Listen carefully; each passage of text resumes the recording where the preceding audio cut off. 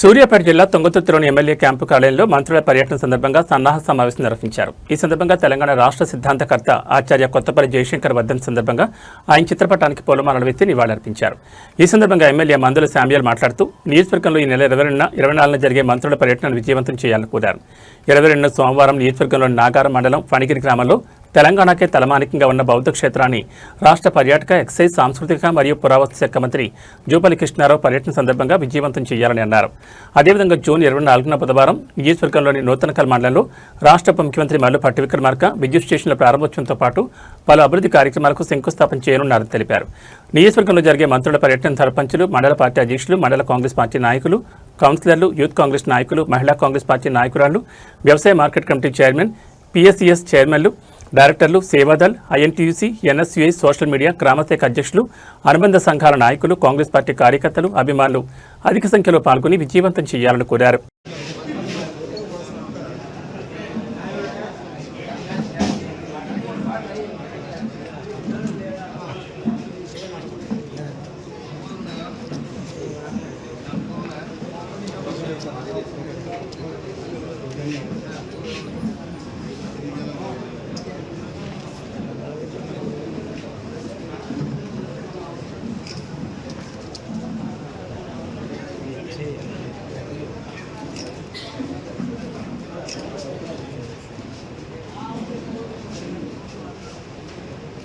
లేదు, ఏది లేదు, ఎక్కలేదు, ఈ బొమ్మ తీసుకుపోయి ఆడబెట్టుకొని వాడు ముడుస్తాం.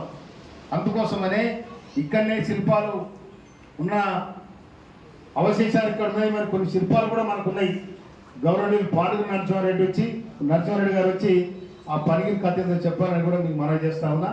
కనుక రేపు జూపల్లి కృష్ణారావు గారు వస్తారు కాబట్టి మనమందరం కూడా అటెండ్ అయ్యి ఆ సభను మనం గొప్పగా జయప్రదం చేసుకోవాలని చెప్పి ఆ పనిగిరి కథ ఏంటి, పనిగిరి కార్యక్రమం అందరూ కూడా మరి దాన్ని మన పాల్గొని నరసింహారెడ్డి గారు ఈ మన నాయకులందరూ కూడా వివరించాలని మనం చేస్తారు.